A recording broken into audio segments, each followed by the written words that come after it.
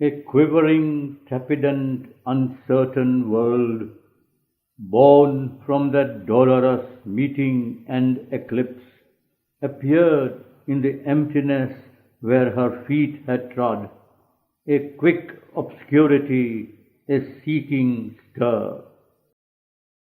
There was a writhing of half-conscious force, hardly awakened from the inconscient sleep, tied to an instinct-driven ignorance to find itself and find its hold on things.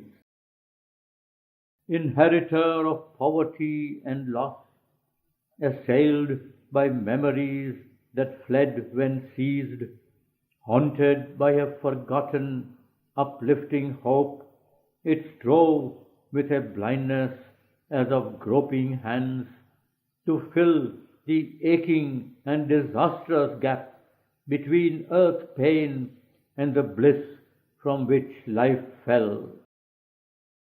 A world that ever seeks for something missed, hunts for the joy that earth has failed to keep, too near to our gates its unappeased unrest, for peace to live on the inert solid globe. It has joined its hunger to the hunger of earth. It has given the law of craving to our lives. It has made our spirits need a fathomless gulf. An influence entered mortal night and day. A shadow overcast the time-born race. In the troubled stream where leaps a blind heart pulse, and the nerve beat of feeling wakes in sense, dividing matter's sleep from conscious mind, there strayed a call that knew not why it came. A power beyond earth's scope has touched the earth. The repose that might have been can be no more. A formless yearning passions in man's heart. A cry is in his blood for happier things. Else could he roam on a free sunlit soil with the childlike pain-forgetting mind of beasts, or live happy, unmoved like flowers and trees. The might that came upon the earth to bless has stayed on earth to suffer and aspire. The infant laugh that rang through time is hushed. Man's natural joy of life is overcast, and sorrow is his nurse of destiny. The animal's thoughtless joy is left behind. Care and reflection burden his daily walk. He has risen to greatness and to discontent. He is awake to the invisible. Insatiate seeker, he has all to learn. He has exhausted now life's surface acts. His being's hidden realms remain to explore. He becomes a mind, he becomes a spirit and self. In his fragile tenement he grows nature's lord. In him matter wakes from its long obscure trance. In him earth feels the Godhead drawing near. An eyeless power that sees no more its aim, a restless, hungry energy of will, life cast her seed in the body's indolent mould. It woke from happy torpor a blind force, compelling it to sense and seek and feel. In the enormous labor of the void, perturbing with her dreams the vast routine and dead roll of a slumbering universe, the mighty prisoner struggled for release. Alive with her yearning woke the inert cell. In the heart she kindled a fire of passion and need. Amid the deep calm of inanimate things arose a great voice of toil and prayer and strife. A groping consciousness in a voiceless world, a guideless sense was given her for her road. Thought was withheld, and nothing now she knew, but all the unknown was hers to feel and clasp. Obeying the push of unborn things towards birth, out of her seal of insentient life she broke. In her substance of unthinking mute soul strength that cannot utter what its depths divine, awoke a blind necessity to know. The chain that bound her she made her instrument. Instinct was hers, the chrysalis of truth, and effort and growth and striving nescience. Inflicting on the body desire and hope, imposing on inconscience consciousness, she brought into matter's dull tenacity her anguished claim to her lost sovereign right, her tireless search, her vexed, uneasy heart, her wandering, unsure steps, her cry for change. Adorer of a joy without a name, in an obscure cathedral of delight, to dim dwarf gods she offers secret rites. But vain, unending is the sacrifice, the priest an ignorant maid who only makes futile mutations in the altar's plan and casts blind hopes into a powerless flame. A burden of transient gains weighs down her steps, and hardly under that load can she advance. But the earth's cry to her, she travels on, passing from thought to thought, from want to want. Her greatest progress is a deepened need.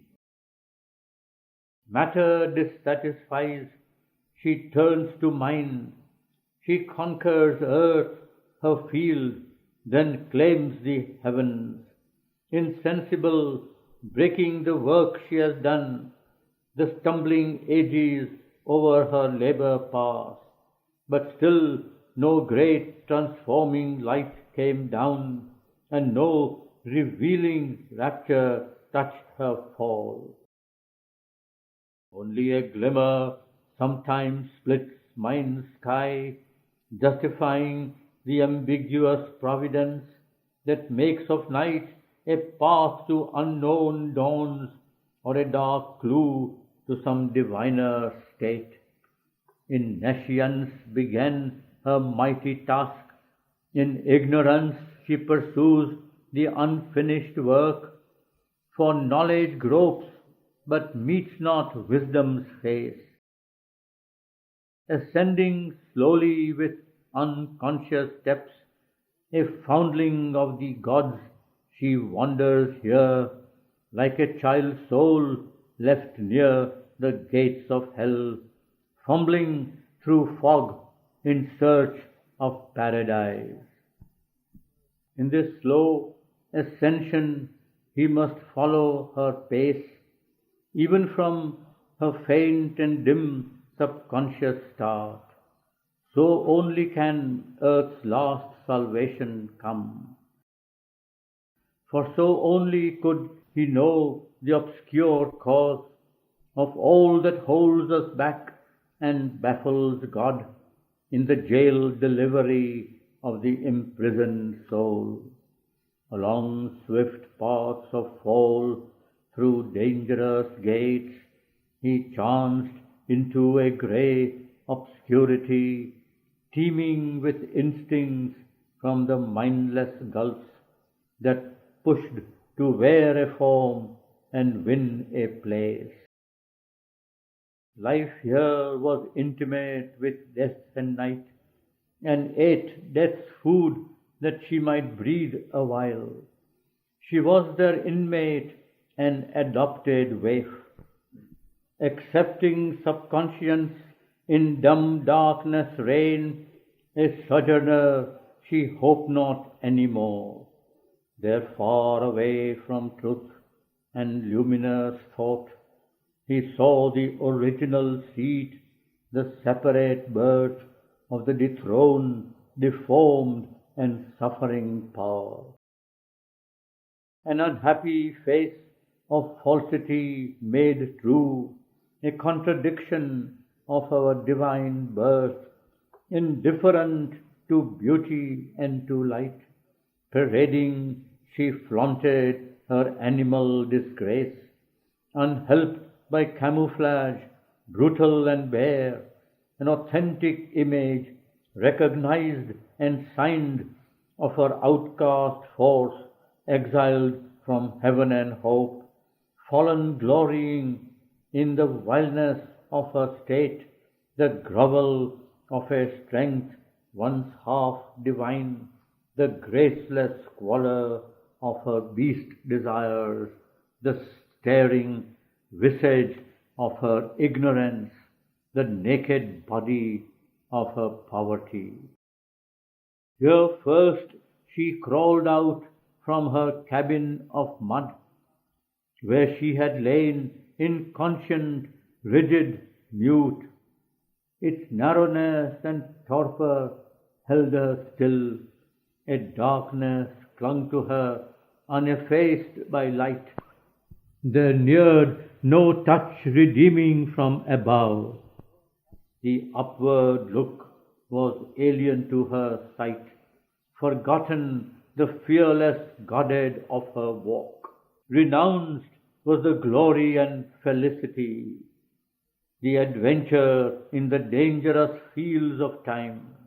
Hardly she availed, wallowing to bear and live. A wide, unquiet mist of seeking space, a rayless region swallowed in vague swathes that seemed unnamed, unbodied, and unhoused, a swaddled, visionless, and formless mind asked for a body to translate its soul. Its prayer denied, it fumbled after thought, as yet not powered to think, hardly to live, it opened into a weird and pygmy world where this unhappy magic had its source. On dim confines where life and matter meet, he wandered among things half seen, half guessed, pursued by ungrasped beginnings and lost ends. There life was born, but died before it could live.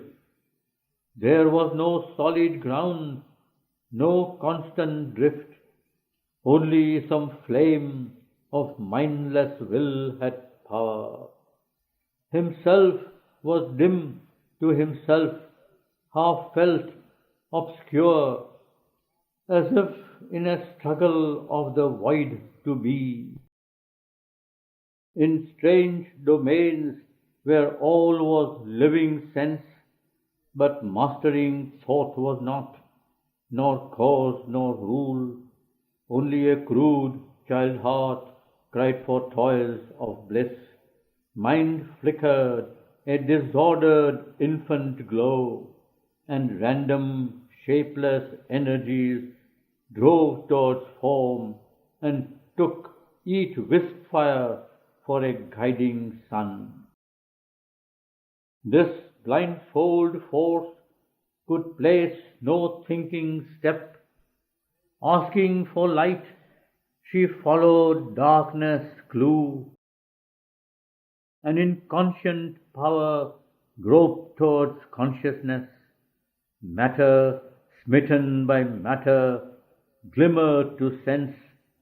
Blind contacts, slow reactions beat out sparks of instinct from a cloaked subliminal bed. Sensations crowded, dumb substitutes for thought. Perception answered nature's wakening blows, but still was a mechanical response, a jerk, a leap, a start in nature's dream, and rude, unchastened impulses jostling ran, heedless of every motion but their own, and darkling clashed with darker than themselves, free in a world of settled anarchy. The need to exist, the instinct to survive, engrossed the tense, precarious moment's will, and an unseeing desire felt out for food. The gusts of nature were the only law. Force wrestled with force, but no result remained. Only were achieved a nescient grasp and drive, and feelings and instincts knowing not their source, sense pleasures and sense pangs soon caught, soon lost, and the brute motion of unthinking lives. It was a vain, unnecessary world whose will to be brought poor and sad results, and meaningless suffering and a grey unease. Nothing seemed worth the labour to become. But judge not so his spirit's wakened eye, as shines a solitary witness star that burns apart light's lonely sentinel in the drift and teeming of a mindless night, a single thinker in an aimless world, awaiting some tremendous dawn of God. He saw the purpose in the works of time. Even in that aimlessness, a work was done, pregnant with magic will and change divine. The first writings of the cosmic serpent force uncoiled from the mystic ring of matter's trance. It raised its head in the warm air of life. It could not cast off yet night's stiffening sleep, or wear as yet mind's wonder flecks and streaks, put on its jewelled hood the crown of soul, or stand erect in the blaze of spirit's sun.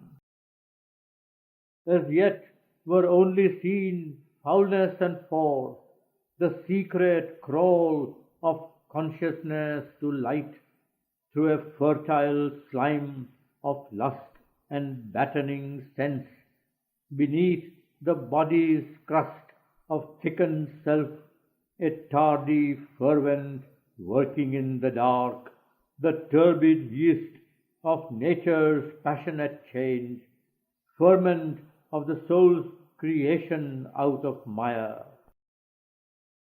A heavenly process donned this grey disguise, a fallen ignorance in its covert night, laboured to achieve its dumb, unseemly work, a camouflage of the inconscious need to release the glory of God in nature's mud. His sight, spiritual in embodying orbs, could pierce through the grey phosphorescent haze and scan the secrets of the shifting flux that animates his mute and solid cells and leads the thought and longing of the flesh and the keen lust and hunger of its will. This too he tracked along its hidden stream and traced its acts to a miraculous fount, a mystic presence none can probe nor rule, creator of this game of ray and shade, in this sweet and bitter paradoxical life, asks from the body the soul's intimacies, and by the swift vibration of a nerve links its mechanic throbs to light and love. It summons the spirit's sleeping memories up from subconscious depths beneath time's foam, oblivious of the flame of happy truth, arriving with heavy eyes that hardly see, they come disguised as feelings and desires, like weeds upon the surface, float awhile and rise and sink on a somnambulous tide. Impure, degraded though her motions are, always a heaven truth broods in life's deeds. In her obscurest members burns that fire. A touch of God's rapture in creation's acts, a lost remembrance of felicity, lurks still in the dumb roots of death and birth. The world's senseless beauty mirrors God's delight. That rapture smile is secret everywhere. It flows in the wind's breath, in the tree's sap. Its hued magnificence blooms in leaves and flowers. When life broke through its half-drowse in the plant that feels and suffers but cannot move or cry, in beast and in winged bird and thinking man, it made of the heart's rhythm its music's beat. It forced the unconscious tissues to awake and ask for happiness and earn the pangs and thrill with pleasure and laughter of brief delight and quiver with pain and crave for ecstasy. Imperative, voiceless, ill understood, too far from light, too close to being's core, born strangely in time from the eternal bliss, it presses on heart's core and vibrant nerve. Its sharp self-seeking tears our consciousness. Our pain and pleasure have that sting for cause. Instinct with it, but blind to its true joy, the soul's desire leaps out towards passing things.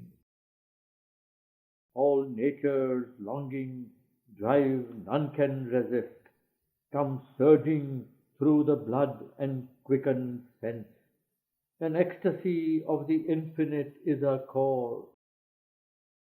It turns in us to finite loves and lusts, the will to conquer and have, to seize and keep, to enlarge life's room and scope and pleasure's range, to battle and overcome and make one's own, the hope to mix one's joy with others' joy, a yearning to possess and be possessed, to enjoy and be enjoyed, to feel, to live. Here was its early, brief attempt to be, its rapid end of momentary delight, whose stamp of failure haunts all ignorant life, inflicting still its habit on the cells, the phantom of a dark and evil start, ghost-like pursues all that we dream and do. Although on earth are firm established lives, a working of habit or a sense of law, a steady repetition in the flux, yet are its roots of will ever the same. These passions are the stuff of which we are made. This was the first cry of the waking world. It clings around us still and clamps the God. Even when reason is born and soul takes form in beast and reptile and in thinking man, it lasts and is the fount of all their life. This too was needed that breath and living might be. The spirit in a finite, ignorant world must rescue so its prisoned consciousness, forced out in little jets at quivering points from the inconscience sealed infinitude. Then slowly it gathers mass, looks up at light. This nature lives tied to her origin. A clutch of nether force is on her still. Out of unconscious depths her instincts leap. A neighbor is her life to the insentient nought. Under this law an ignorant world was made. In the enigma of the darkened vast, in the passion and self-loss of the infinite, when all was plunged in the negating void, non-being's night could never have been saved if being had not plunged into the dark, carrying with it its triple mystic cross.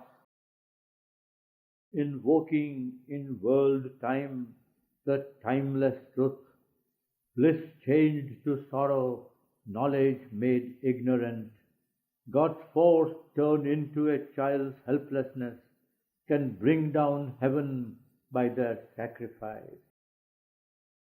A contradiction founds the base of life.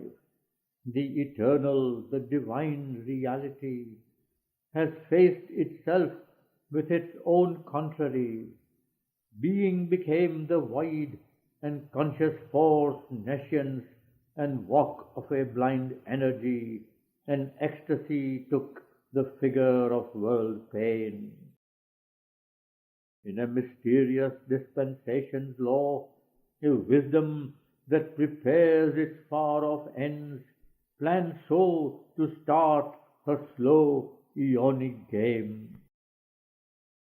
A blindfold search and wrestle and fumbling clasp of a half-seen nature and a hidden soul, a game of hide and seek in twilit rooms, a play of love and hate and fear and hope, continues in the nursery of mind its hard and heavy romp of self-born twins. At last the struggling energy can emerge and meet the voiceless being in wider fields. Then can they see and speak, and breast to breast, in a larger consciousness, a clearer light, the two embrace and strive, and each know each, regarding closer now the playmate's face. Even in these formless coilings he could feel matter's response to an infant stir of soul. In nature he saw the mighty spirit concealed, watched the weak birth of a tremendous force, pursued the riddle of Godhead's tentative pace, heard the faint rhythms of a great unborn muse. Then came a fierier breath of waking life, and there arose from the dim gulf of things the strange creations of a thinking sense, existences half real and half dream. A life was there that hoped not to survive. Beings were born who perished without trace. Events that were a formless drama's limbs and actions driven by a blind creature will. His seeking power found out its road to form. Patterns were built of love and joy and pain, and symbol figures for the moods of life. An insect hedonism fluttered and crawled, and basked in a sunlit nature's surface thrills and dragon raptures. Python agonies crawled in the marsh and mire and licked the sun. Huge armored strength shook a frail quaking ground. Great puissant creatures with a dwarfish brain and pygmy tribes imposed their small life drift. In a dwarf model of humanity, nature now launched the extreme experience and master point of her design's caprice, luminous result of her half-conscious climb on rungs twixt her sublimities and grotesques to massive from infinitesimal shapes, to a subtle balancing of body and soul, to an order of intelligent littleness. Around him, in the moment beats of time, the kingdom of the animal self arose, where deed is all and mind is still half born, and the heart obeys a dumb, unseen control. The force that works by the light of ignorance, her animal experiment began, crowding with conscious creatures her world scheme. But to the outward only were they alive, only they replied to touches and surfaces, and to the prick of need that drove their lives. A body that knew not its own soul within, there lived and longed, had wrath and joy and grief. A mind was there that met the objective world as if a stranger or enemy at its door. Its thoughts were kneaded by the shocks of sense. It captured not the spirit in the form. It entered not the heart of what it saw. It looked not for the power behind the act. It studied not the hidden motive in things, nor strove to find the meaning of it all. Beings were there who wore a human form. Absorbed they lived in the passion of the scene, but knew not who they were or why they lived. Content to breathe, to feel, to sense, to act, life had for them no aim save nature's joy and the stimulus and delight of outer things. Identified with the spirit's outward shell, they worked for the body's wants, they craved no more. The veiled spectator, watching from their depths, fixed not his inward eye upon himself, nor turned to find the author of the plot. He saw the drama only and the stage. There was no brooding stress of deeper sense. The burden of reflection was not borne. Mind looked on nature with unknowing eyes, adored her boons and feared her monstrous strokes. It pondered not on the magic of her laws. It thirsted not for the secret wells of truth, but made a register of crowding facts and strung sensations on a vivid thread. It hunted and it fled and sniffed the winds, or slothed inert in sunshine and soft air. It sought the engrossing context of the world, but only to feed the surface sense with bliss. These felt life's quiver in the outward touch. They could not feel behind the touch the soul. To guard their form of self from nature's harm, to enjoy and to survive was all their care. The narrow horizon of their days was filled with things and creatures that could help and hurt. The world's values hung upon their little self. Isolated, cramped in the vast unknown, to save their small lives from surrounding death, they made a tiny circle of defense against the siege of the huge universe. They preyed upon the world and were its prey, but never dreamed to conquer and be free. Obeying the world power's hints and firm taboos, a scanty part they drew from a rich store. There was no conscious code and no life plan. The patterns of thinking of a little group fixed a traditional behavior's law. Ignorant of soul, save as a wraith within, tied to a mechanism of unchanging lives and to a dull usual sense and feelings beat, they turned in grooves of animal desire. In walls of stone, fenced round, they worked and warred, did by a banded selfishness a small good, or wrought a dreadful wrong and cruel pain on sentient lives and thought they did no ill.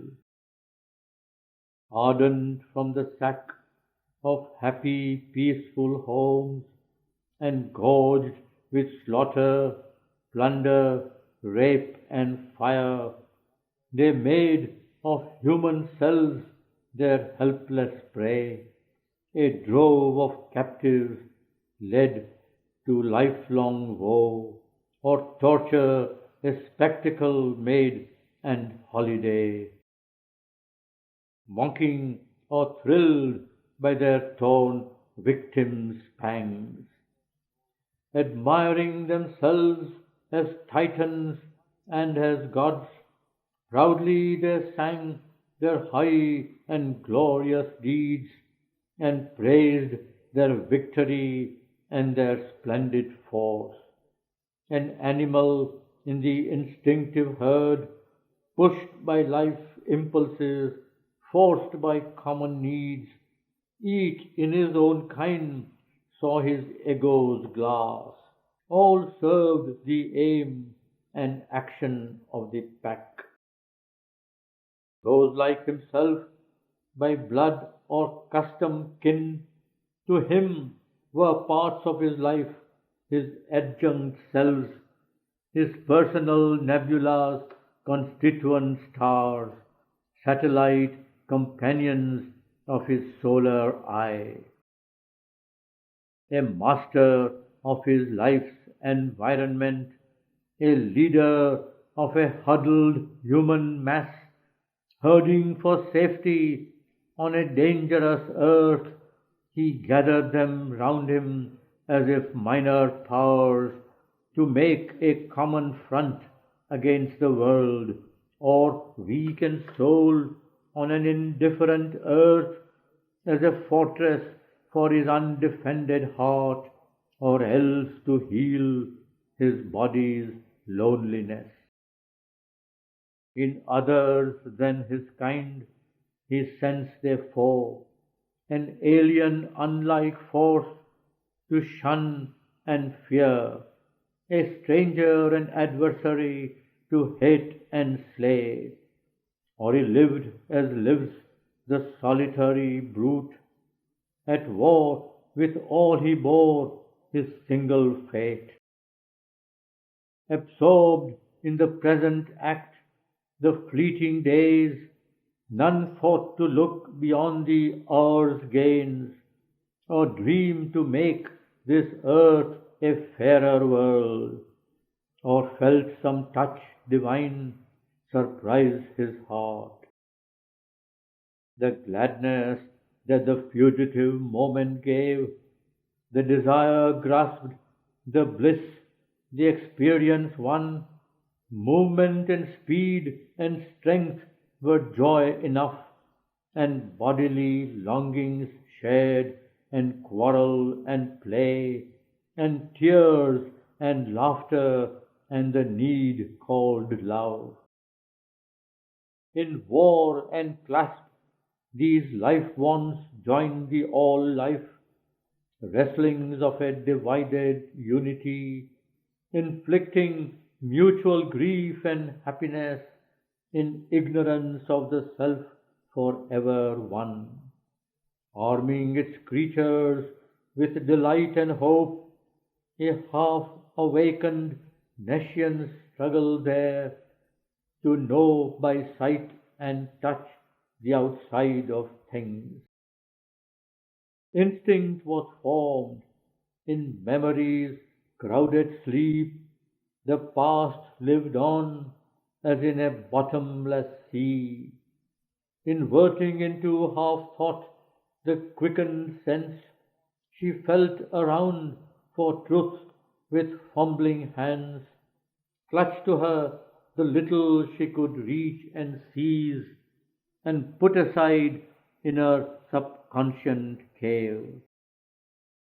So must the dim being grow in light and force, and rise to his higher destiny at last, look up to God, and round at the universe. Halfway she stopped, and found her path no more. Still nothing was achieved but to begin, yet finished seemed the circle of her force. Only she had beaten out sparks of ignorance. Only the life could think and not the mind. Only the sense could feel and not the soul. Only was lit some heat of the flame of life, some joy to be, some rapturous leaps of sense. All was an impetus of half-conscious force, a spirit sprawling, drowned in dense life form, a vague self grasping at the shape of things.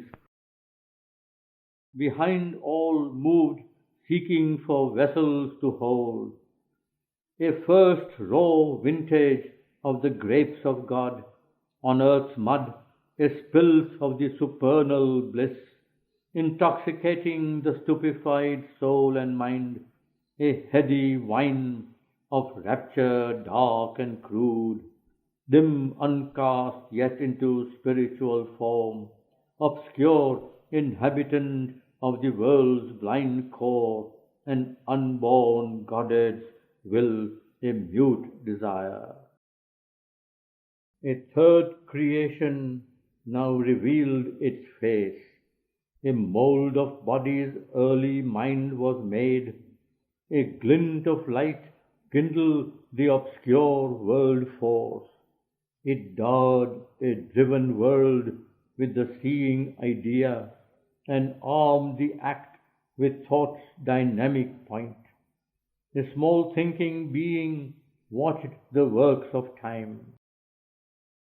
A difficult evolution from below called a masked intervention from above.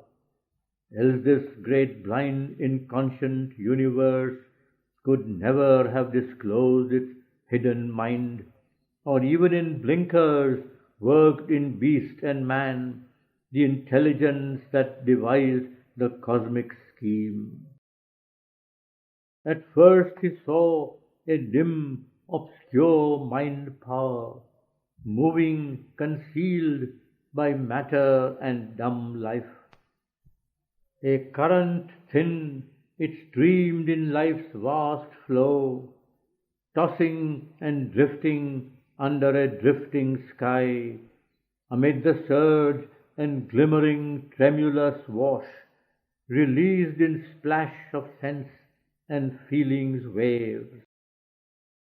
In the deep midst of an insentient world, its huddled waves and foam of consciousness ran, pressing and eddying through a narrow strait, carrying experience in its crowded pace. It flowed emerging into upper light from the deep pool of its subliminal birth to reach some high existence still unknown.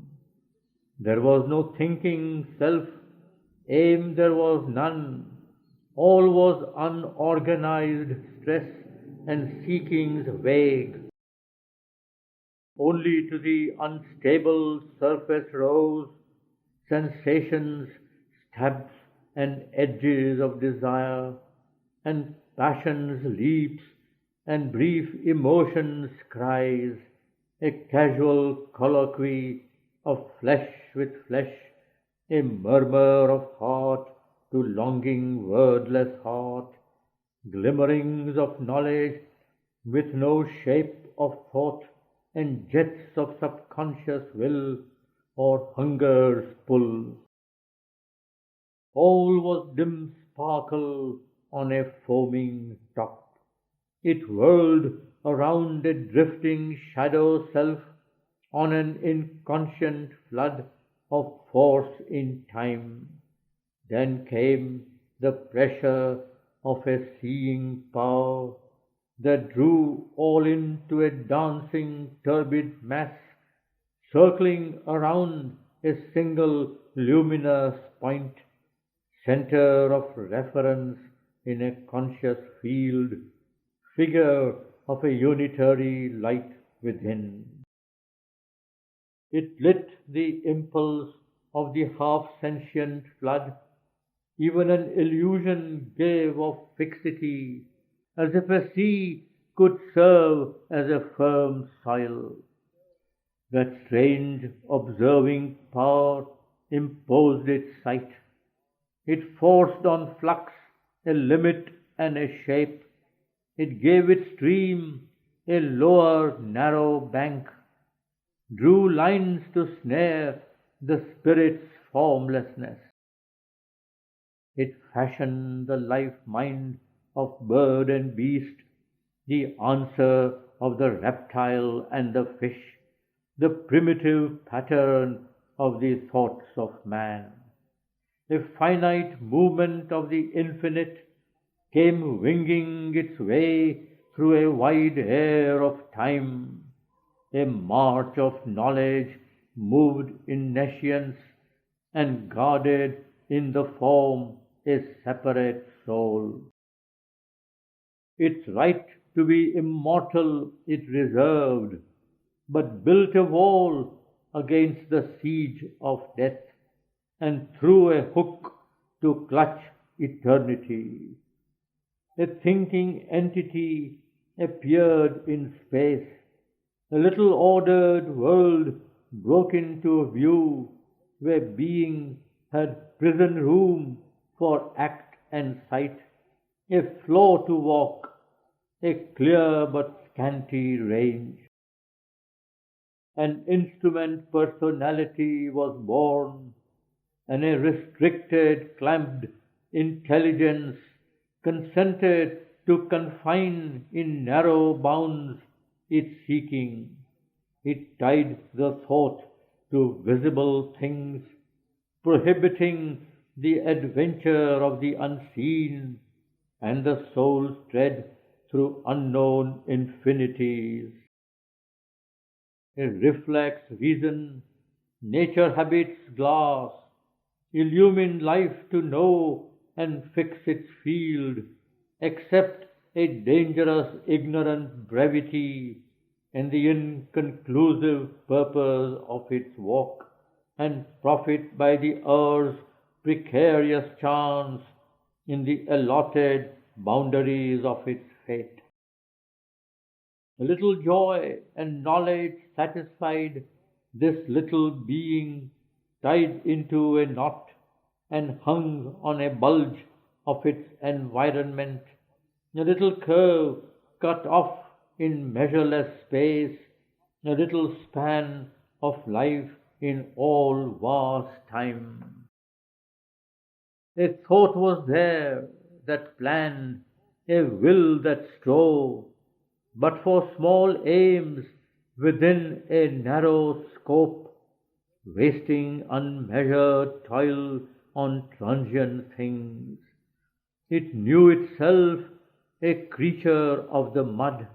It asked no larger law, no loftier aim. It had no inward look, no upward gaze. A backward scholar on logic's rickety bench, indoctrinated by the erring sense, it took appearance for the face of God, for casual lights the marching of the suns, for heaven a starry strip of doubtful blue, aspects of being feigned to be the whole. There was a voice of busy interchange, a marketplace of trivial thoughts and acts, a life soon spent, a mind the body's slave. Here seemed the brilliant crown of nature's work, and tiny egos took the world as means to sate awhile dwarf lusts and brief desires. In a death-closed passage saw life start and end, as though a blind alley were creation's sign, as if for this the soul had coveted birth in the wonderland of a self-creating world and the opportunities of cosmic space. This creature, passionate only to survive, fettered to puny thoughts with no wide range, and to the body's needs and pangs and joys, this fire, growing by its fuel's death, increased by what it seized and made its own. It gathered and grew and gave itself to none. Only it hoped for greatness in its den, and pleasure and victory in small fields of power, and conquest of life room for self and kin, an animal limited by its feeding space. It knew not the immortal in its house. It had no greater, deeper cause to live. In limits only it was powerful, acute to capture truth for outward use. Its knowledge was the body's instrument. Absorbed in the little works of its prison house, it turned around the same unchanging points in the same circle of interest and desire, but thought itself the master of its jail. Although for action, not for wisdom made, thought was its apex or its gutter's rim. It saw an image of the external world and saw its surface self, but knew no more. Out of a slow, confused, embroiled self-search, mine grew to a clarity cut out, precise, a gleam enclosed in a stone ignorance. In this bound thinking's narrow leadership, tied to the soil, inspired by common things, attached to a confined familiar world, amid the multitude of her motived plots, her changing actors, and her million masks. Life was a play monotonously the same. There were no vast perspectives of the spirit, no swift invasions of unknown delight, no golden distances of wide release. This petty state resembled our human days, but fixed to eternity of changeless type, a moment's movement doomed to last through time. Existence bridge-like spanned the inconscient gulfs, a half-illumined building in a mist, which from a void of form arose to sight and jutted out into a void of soul. A little light in a great darkness born, life knew not where it went, nor whence it came. Around all floated still the nescient haze.